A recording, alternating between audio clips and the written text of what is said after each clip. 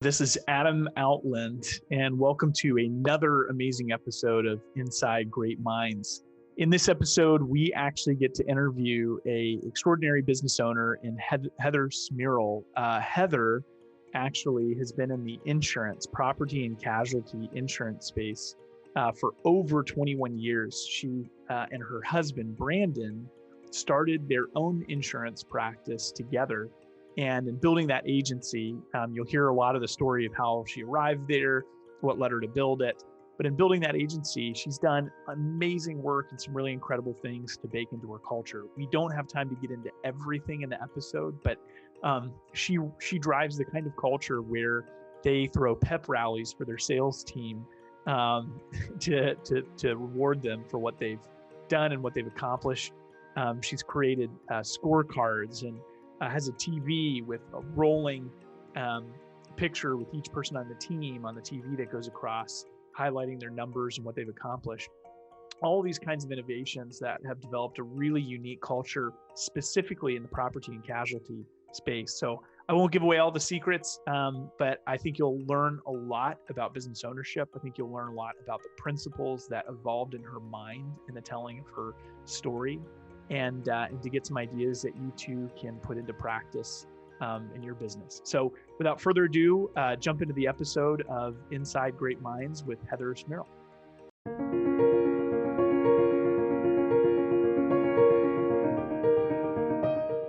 Coming back to the advice piece of the question for people who are having, a tough, they're 2008 right now.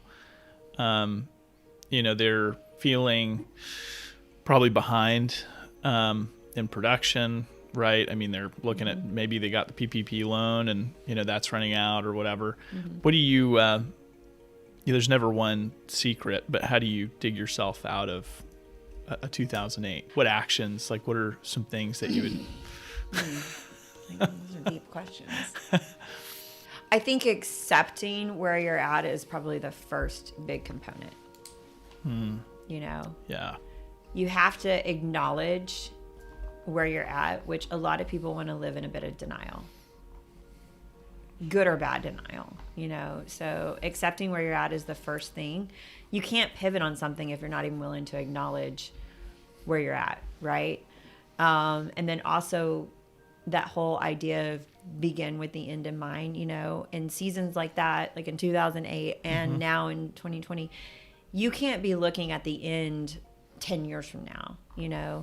The end of what you're looking at is, okay, where do I want to be in 6 months, 12 months, 18 months? The cycle of time of which you're looking at things is much shorter. And then making a plan and putting your head down.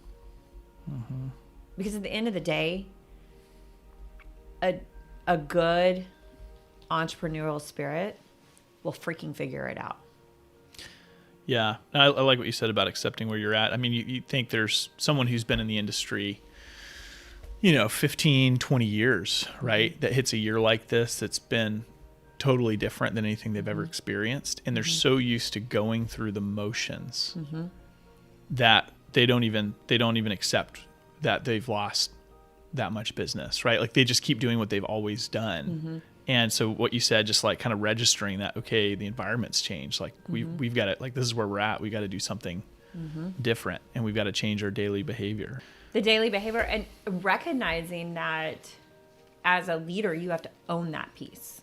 I think that's the harder piece too, is we all want to blame the external factors, but what can you do internally to adapt to the external factors? Yeah. Right? Because I call it sitting in your shitty diaper, but that's really what it is. How long do you want to sit in your shitty diaper before you do something about it? Right? Yeah. I mean, and even the decision to work with you guys and the connection there was me recognizing that I had become complacent in our sales component. We had continually grown year over year. And quite frankly, we're still growing this year. But there was a major deficiency within the company that I had to look deeply in and recognize that I had one top performer and that was it. And one top performer was outpacing 5-1 the rest of the sales team, which is awesome. You want a star player, but if all you have is one star player, eventually that's going to catch up to you. Sure. Not only that, the star player is my husband, who's also facing burnout and resentment from being the top and one and only, the top player. Yeah. So recognizing that, hey, something has to change in our sales culture, and that I have to own that that's my charge to figure it out and do something about it. Right. Yeah. Because, we always say nothing happens till someone sells something. That's always been our philosophy. And as we grew and grew and grew, operations became such a necessity. And I love operations. Like, it's my jam.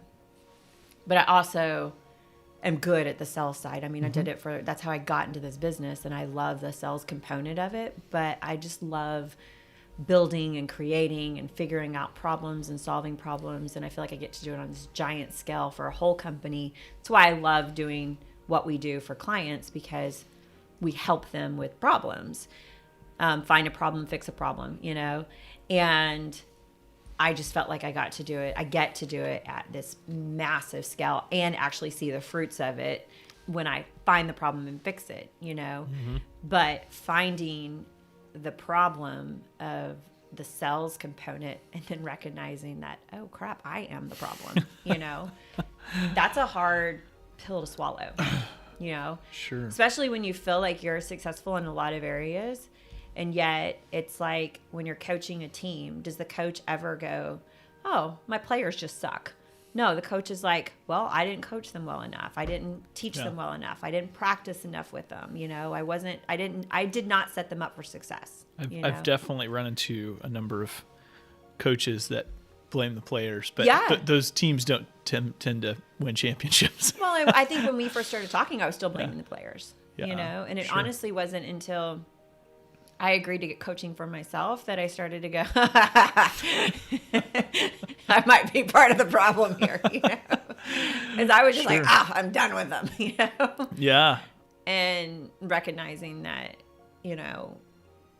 if you want a successful team, you have to do your part with all of that, Totally. And the thing on the sales side is when you're in that you own the entrepreneurial side, there's a difference in a producer, a salesperson, and an entrepreneur. I think there is a distinct difference, and I don't think that we appreciate that or recognize that sometimes. We'll say, well, if they cared the way we did, or they would, or the old, well, I did it all on my own. I mean, I had a phone book and I figured it out. Why can't these guys do it like I did? And I'm like, if they could do it like you, they would all own their own business. There's a difference and a lot of it is risk. A lot of it's tolerance to risk and, willingness to just lose everything you're a little bit more of an aggressive gambler, I guess, on the entrepreneurial side, sure. Right?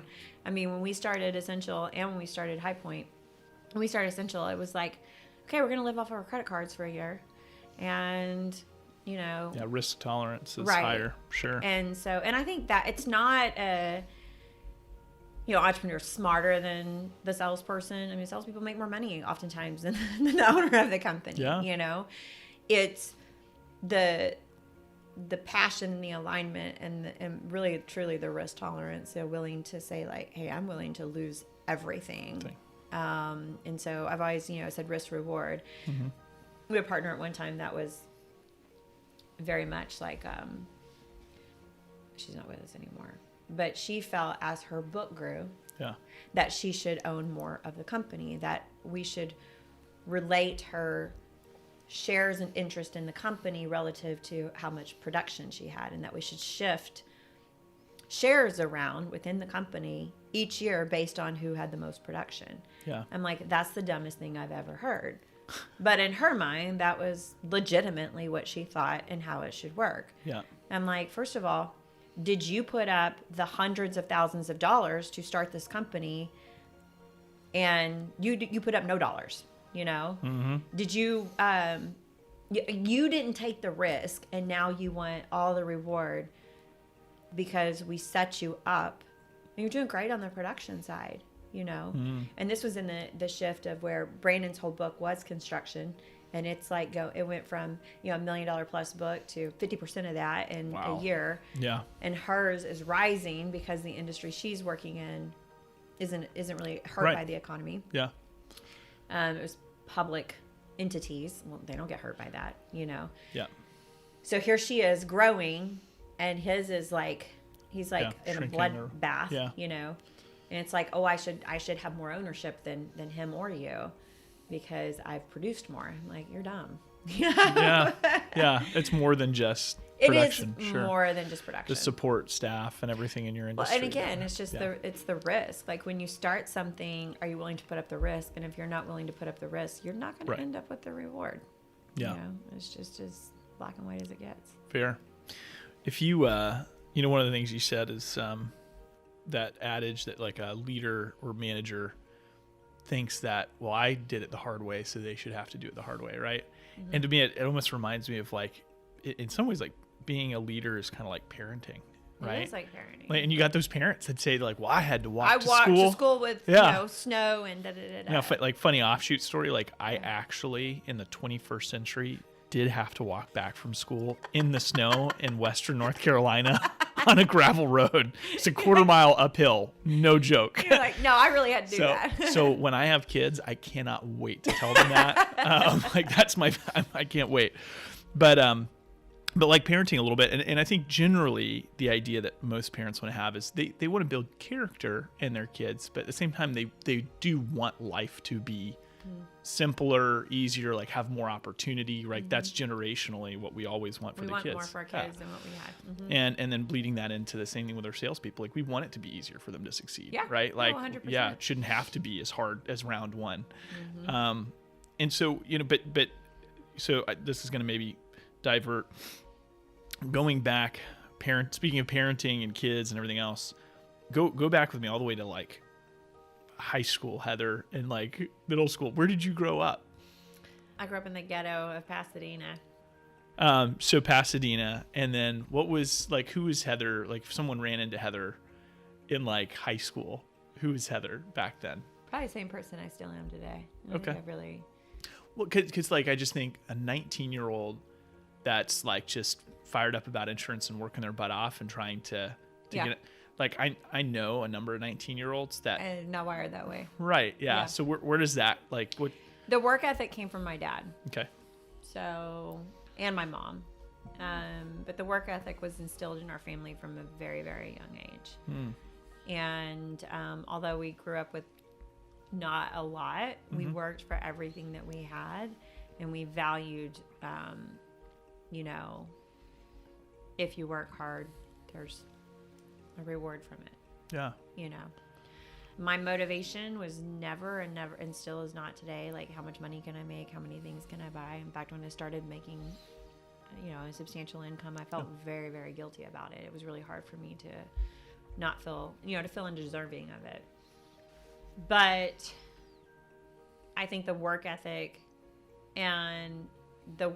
was the difference. So when a lot of 19-year-olds were goofing off, I was working my butt off. And so that helped me by the time I was 25 to have already put in the hours that most people don't start putting in until after college. Yeah. You know? Yeah. Have you read that book, The Outliers? Yeah. And the whole like 10,000 hours. Yeah. And I think I had a lot of the hours already put in long before people did. You know? 100%. And I think that's part of like I did it all on my own. Nobody did it on their own. I didn't have a choice. Like my parents couldn't afford college. If I wanted to get any type of education, I was 100% paying for it. Well, that meant I had to work to pay for it. I lived on my own by the time I was 18. That meant I had to work to pay for it, you know? So a full-time job was the only option at that young of an age. And why I fell in love with insurance was because it doesn't ever get old. Yes. Like, there are industries that become you can't ever learn enough about insurance. There's so many things about it and so many layers and so many opportunities that it's just this vast world. It's like the secret world that nobody knows about. I mean, nobody grows up going, I'm going to be an insurance agent when I grow up, right? Yes. So there's just none of that. And so I think that's getting an early start. Getting such an early start was such an opportunity for me that really helped us when we started Essential and when we started Highpoint. So like when I was in high school, I remember like someone telling me like, so one of my friends was like, oh yeah, my dad was like, oh yeah, his dad's the State Farm agent in town. Yeah. And I was like, I don't even know what that means. Right. You know what I mean? Like, I don't even have a car yet. So like my conception of insurance. So how do you even know that's a job? Like, how did you even apply for that? Like I didn't. Okay. So my dad, we grew up in the construction world. Oh, okay. I ended up doing construction insurance. So my dad was a small contractor and worked for or had to have insurance. And I was helping him with office stuff. And so I called his insurance agent, started talking to them, and was just intrigued by it. And they were, I think, excited about the youth and offered me a job. And I'm like, okay. Wow. I had no idea. I had no idea what I was getting myself into. So you were, and this was like you were 18, 19 around that time? So 18, 19, you're like helping your dad like audit different insurance plans for himself? Yeah. Just figure out what it was. I mean, it's a family business. Is what you do. Which is great. I mean, it is your mindset, but like part of I love about this podcast is just like people listening to this, like, what 18-year-old is doing that? A really mature 18-year-old. Yeah, for sure. And I think what you just said, like, so your dad kind of a small business owner as a contractor, right? And maybe it was Outliers that talks about. There's this thing that we talk about culturally in our company about we call it the third generation marshmallow. Have you ever heard of this?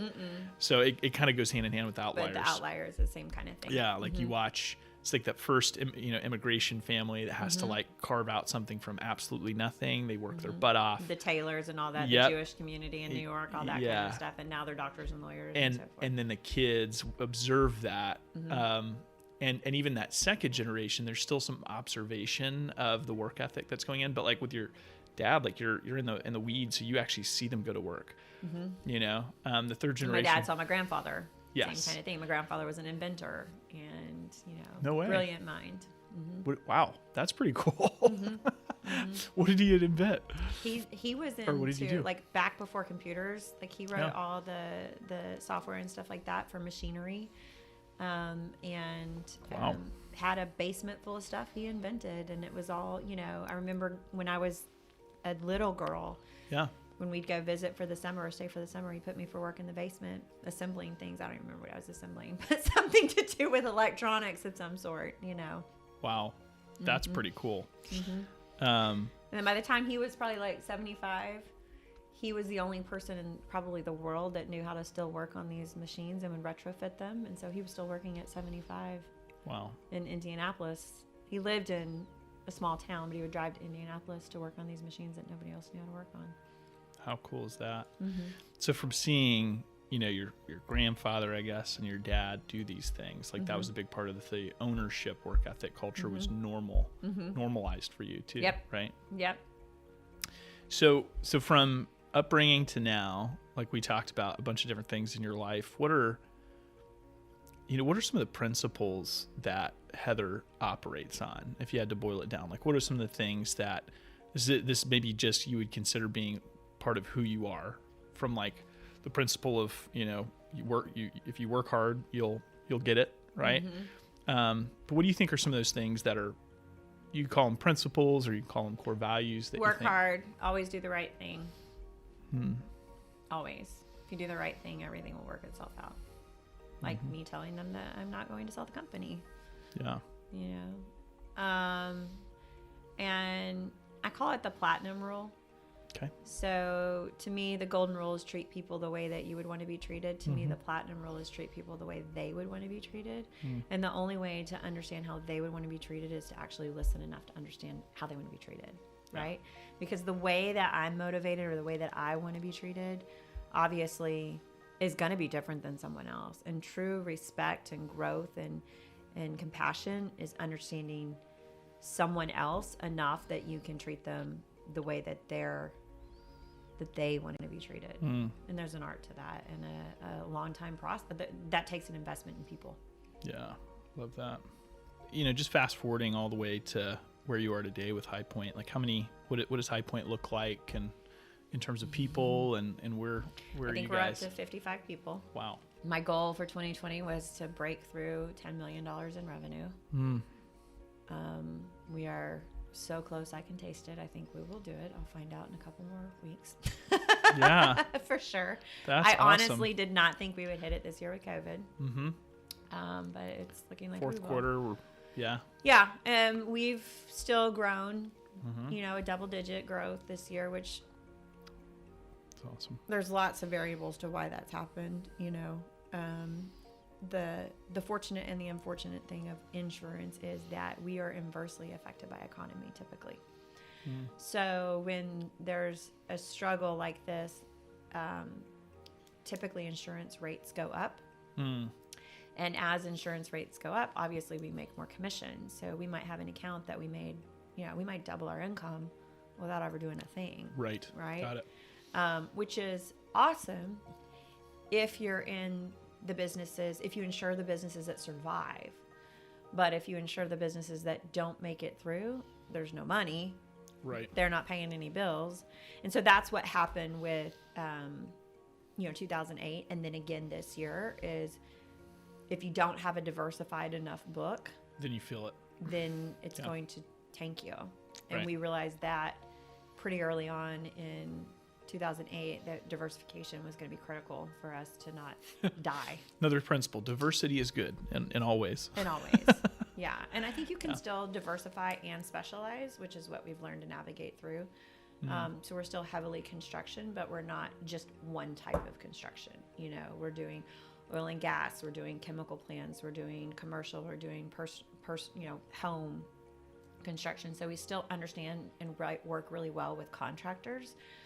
But what we learned in 2008 and in the economy crash back then was different contractors thrived and others crashed. And so if our portfolio was balanced between all of those, we didn't have the impact, because back then the housing market, anybody that was doing residential construction didn't survive. We had probably 2 clients out of 20 that survived it, right?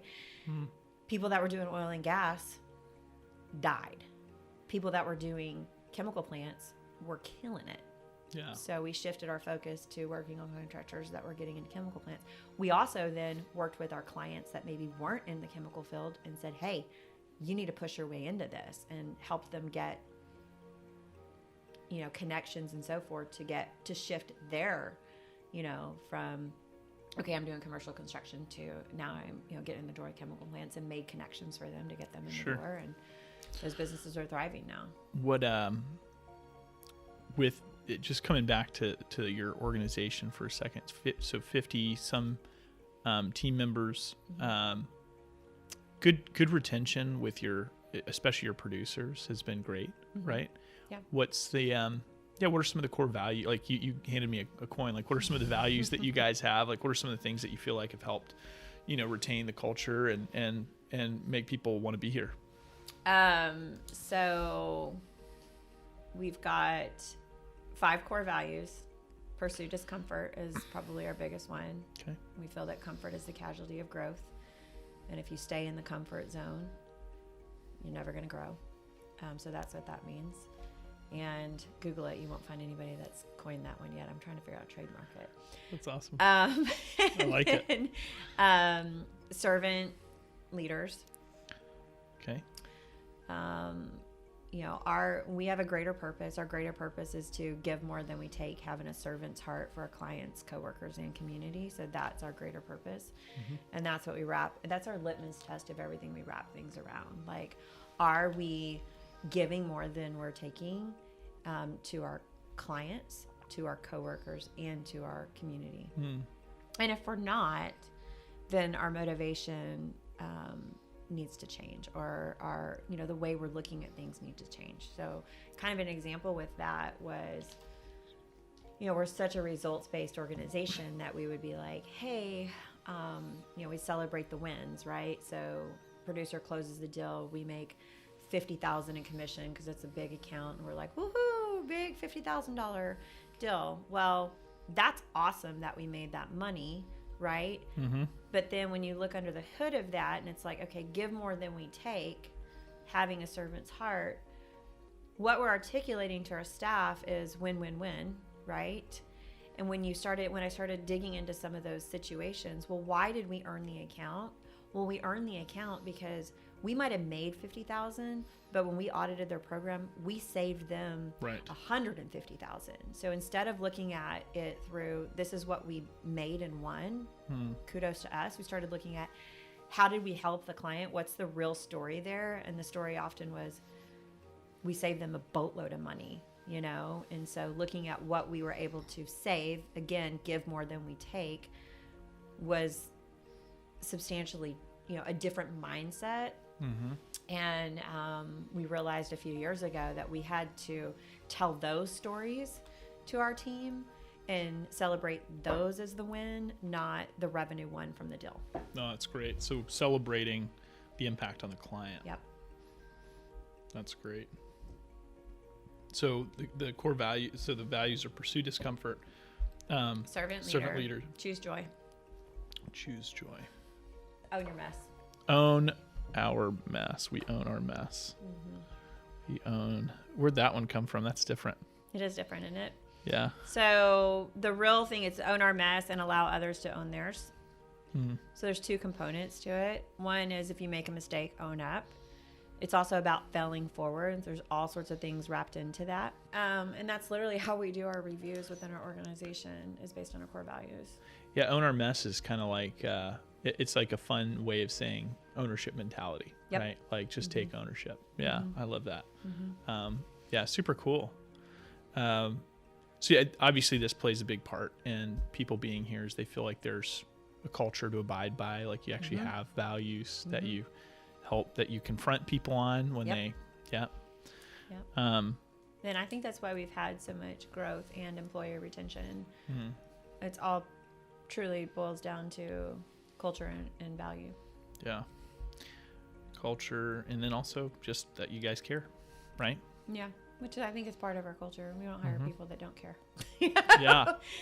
So, I mean, that's when we interview, when we hire, it's either a hell yes or a hell no. And it's a hell yes based on cultural alignment first and foremost. And servant leadership to us is that we care, you know, like everybody, you know, one of the guys, like when we do evaluation of servant leadership, he's like, I feel like I'm good at servant leadership when someone needs something and they ask, I'm there to serve. He's like, but I don't know that I'm always so good at recognizing and seeing the need. And that's an area that I want to grow in, is seeing when someone has a need and going, you know, pursuing that need rather than being asked and then serving. I'm like, that's actually pretty challenging, you know? I want to just hone in on something that I've noticed since working with you guys is you have a very strong accountability culture, I would say. I think one of the number one things I hear in any industry when I talk to managers is they go, oh no, I don't want to be one of those micromanagers, and they associate anything under the umbrella of accountability as micromanagement, right? And this is actually, I think, a horrible mistake, because there's this whole thing in this day and age where, like, be a good leader, but don't be a manager, you know? And if you ever, you're a leader, not a manager. Yeah, you have to be both. If you, I mean, actually, Emmy Brown, like who you coach with, said it to me the best. She's like, it's lead and manage, and she has a whole keynote on this thing.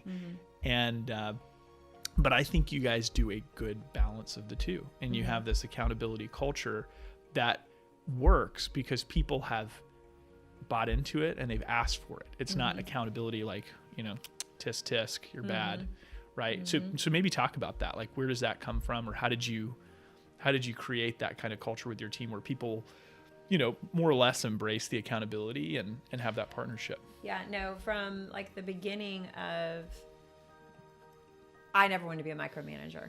Right. So I struggled with the balance of what is micromanaging and what is actually like necessary. And it's still a delicate balance. Right. When I started, again, I think that just like with the sales stuff, when a leader starts looking at there's a problem in the organization, well, the problem always can start and can get fixed with the leader, right? And so when we started to have situations where I would feel like I was living in Groundhog Day, I would call it Groundhog Day. And I'm like, you've got to be kidding me. Like, why didn't this stuff get done? And I would do the, what every, I think, owner does. Set an expectation. Yeah. Move on.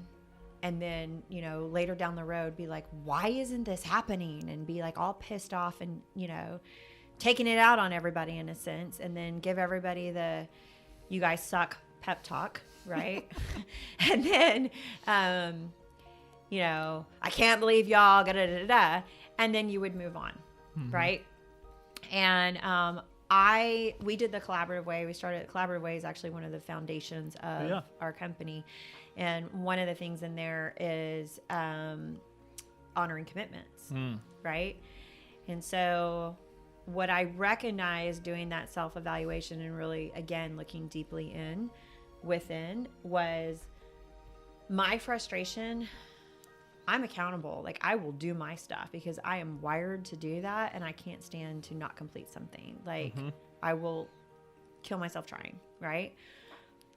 But I expected the rest of the world to operate in that mindset. And so I was constantly in this frustration of why won't they just kill themselves in the process, or why are they not doing this? And again, that platinum rule, right? Learning how different people are wired and how they're motivated and how to create a cadence of accountability that everybody can adhere to and doesn't feel like they're being micromanaged is a process that is learned. But the biggest thing I've learned is that when you talk about own your mess, when you talk about honoring commitment, is that someone else not completing something or someone else not doing something is just as much your problem as it is theirs. And so learning that I was good at telling people, but I wasn't good at, I never really grasped the concept of you fell, we fell, you fell, I fell. Right? Yeah. And so we live by that you fell, we fell mindset. And, we coach to that all the time. Like, hey, if they're not doing that, what's the deeper reason behind it? Sometimes it's not a habit for them, right? And so creating habits like the sales habits, right? Or they don't understand the why, right? And so I always go back to, if people aren't doing the things that you want them to from an accountable standpoint, it's either a habit or it's you've not done enough to get them to buy into the why. Yeah. Because people are not going to do what they don't see value in. They're just not. I mean, we're human beings, right? Yeah. And so if you can help them understand the why and the purpose and the necessity and walk them through that journey, then accountability just comes with it. And you guys have adopted everything from like a really cool scorecard system, right? To just the way that, when I was in that meeting, even like you have camaraderie among people, like there's definitely friendships, on the team. And that doesn't exist in every, environment either. Like, we're close. P&C and benefits culture can very much be you're on your own island. Oh yeah, 100%. Right? Yeah. And so how do you bring people together like the way that you guys did? Like what do you think, honestly? I mean, everything we're talking about is part of that, but I think it's one of the big things in your group too is people have relationships with each other. They want each other to succeed, not necessarily, compete against each other. They're friendly competitors, right? But I think there's a couple things. One, I think every single person here has come to the point of, even if I don't win, if the agency wins, I won. And I hear that constantly. It may not, they'll say, this may not be an opportunity for me, but this is an awesome opportunity for Highpoint, so that's awesome. Which is a huge shift. And, and again, it's not everybody starts that way, but everybody comes to that conclusion, We also, I think, Brandon did a great job of stepping out in faith on, leading by example with hey, we're starting this benefits department. Hey, we're starting this personalized department, and putting his clients at risk. Because that's really the biggest deal when you talk about cross collaboration between departments or revenue bands is, what if this person over here screws it up and then I lose? Oh, 100%. Right? That's the core of the problem. Yes. Right? And I think, again, when you get back to the why and you can help them understand that they're actually at more jeopardy leaving that piece of, that seat at the table out of the portfolio because they're worried about someone here screwing it up, because someone else is smart enough to bring someone else in and you're going to lose at some point, by not filling up the seats at the table. And I think also, like, this is a thing in our industry we've all done a terrible job at. There's no wallet share. So if you don't create wallet share and incentives across departments, why would you? What do you mean by wallet share? So if I'm a PNC producer and I bring in an account on the benefit side, a lot of agencies say, well, you're just expected to do that. They don't get a commission share. They don't get anything out of it, right? We've actually got it very well planned out that if I'm in benefits and I refer a PNC account, I'm going to get a split on that for forever. Yeah. Not just a referral, but a split for forever. And then if I'm on the other side, I'm going to get a split. And the split isn't coming from the agency. The split is coming from the producer. Got it. So they're giving up their dollars. So we call it a wallet share because it's coming out of their pocketbook, not mine. Love that. All right. One last area and we'll tie it up. Working with your spouse. This is a big one because I've worked with my spouse for 6 years of business, right? Not today, but previously. And we were both in a leadership role in the same company. So I in particular know both the benefits and challenges of that. As does my coach. But I want to, look, there's so many people on that I actually know directly that have a spouse that they work alongside. And so, you don't have to get all super vulnerable, but I mean, just, in empathy, like what, how have you guys navigated that over the years? Very delicately. Very delicately.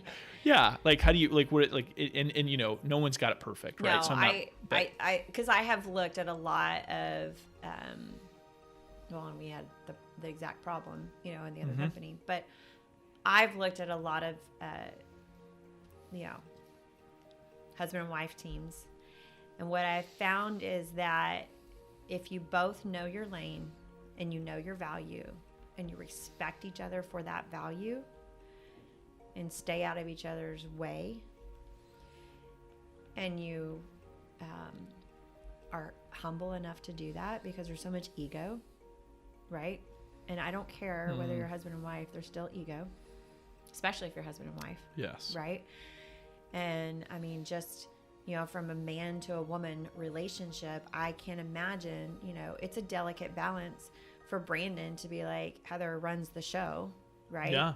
Yet he's the man, and I'm like, there'd be no show to run if you didn't put up the numbers that you put up. So you are the man, know? But again, it's like, he knows his lane and he knows he is sales. He's not operations. He's not management. He doesn't want to have anything to do with that. And he's okay with that, where a lot of people wouldn't be, And so that's where you end up with some of the two-headed snake is both people think they should be in charge of all the things. Yeah. Right. And so that's kind of the first thing is learning like our lanes, what we're both really uniquely great at, and then letting each other shine in those areas and supporting each other in those areas, It's great advice. So rather than competing against each other, you're supporting each other, which you should do as a spouse, but it's hard in business, Yeah. And I think, I've watched some businesses crater this year that are husband and wife teams, and I'm like, and I saw it coming, you can see it coming, but it's like, they're both fighting for power, and it's like a power struggle. It literally is like, you can see it happening. And I'm like, Yeah, the lane thing I think is huge. Is a massive thing. Just out of this is more just personally out of curiosity, but like when Tina and I go on a vacation, like something we're just both drawn to because we've worked together is talking about work. And That's all we do. yeah. But like, we think about it and we're like, I don't know if that's really a bad thing. Like it's the creative, it's like the fun part of it, right? Right. Like what are we building? Like, where's this headed? Right. Does that like dinner table talk for you guys, or like, how do you guys, what is that for you? I think there's a balance to all of it. I think you have to set intention of, hey, when you're talking about the healthy, fun stuff and dreaming together, That's I think fun. it's amazing. Yeah. And I think you should never be like, oh, we shouldn't be doing this, or we're workaholics because it's how we're wired, right? Right. And dreaming together and vision and planning and creating and sharing. I mean, that's no different than a husband and wife talking about their plans to retire together. We're just wired to, talk about growing a company together. There's just a difference. Like y'all probably don't talk about when you retire, what you're going to do. No, neither do I. Brandon and I are not like thinking like, when I'm 62 and retire, I want to drive around in a, Right. It's how big can we build it? Like, what can we do? Right. Yeah. You're both wired to do that, which is a beautiful thing. Mm-hmm. I think when you start talking about conflict and it creates conflict in your home is when you have to create the boundaries, right? Taxes might be one of them. No, but people's a big one of them. Yeah. Right? Yeah. So we've had to learn, okay, there's a time, like if we're going on it, so we have a date night, and if we're going on a date, there are rules and boundaries of, we're not going to talk about work. We can talk about the dream part of work, but we're not going to talk about the frustrations of the day. Oh, yeah. The people that pissed us off, the client that made us mad, or any of the negative parts of it, right? And so if we stay on the positive side of things, it's beautiful. But if either one of us starts going down the rabbit trail and you feel that emotion of frustration, that's when you just say, hey, this is not the right time or place, to have those conversations. And I think Brandon and I also learned, like, we're both fixers, right? And so when he would tell me about a problem on his team, well, me being, the leader, I try to go fix his problem, which husband and wife, he's like wanting to vent to me like any spouse would do, right? And vice versa, and I'm like, we still have to set the precedence that, hey, we just want to talk to you like you're my spouse, not like I'm, wanting you to, you're my manager and I want you to go fix this. Right. And then clarifying, like, do you want me to do something about this, or are you just venting? Yeah, like just listening and What's my purpose here? Am I just being your spouse, or am I, being your business partner? Like, which one you want right now? Yeah, with Tina and I, that was a big thing early in our working relationship where, I was the leading organizational leader, but Tina was, my right hand in leadership as well. Yeah. And we would talk and she would just be venting, and I would misconstrue it as like, this is a problem we have to solve. Yes. And then you'd already be to fixing it, right? Oh man, yeah. She's like, I just want to complain. Yeah, exactly. And I'm sure it happens both ways. But anyway, what do you want to leave the listeners with? Like, just in terms of, this has been super great. I mean, we covered, some guidance on working with your spouse to, building a business, the core values and the principles. But, what do you want them to leave with as a theme or a message about, what do you want them to hear? And then, any resources or places that you'd advise them to go? Work with y'all. Okay. Perfect. Thank you. No, that's been a game changer for us. Thank you. And I do want to dive into that. But I would say, again, recognizing and owning where you're at, and then what you have to do differently, or how you have to shift to the needs of what needs to happen to grow the company or to make the changes that you need. So when I talk about like the pivoting thing, like right now we're in a place in our company where sales leadership, sales management and leadership, all the things sales related, is a paramount situation, right? And so I have to focus my efforts into that. Now, is that my number one passion? Probably not. Am I the only person in the company right now that can lead that charge? 100%, right? So I have to look at, what do I have to do from a skill set standpoint to be really great at that? And then how do I measure that success, right?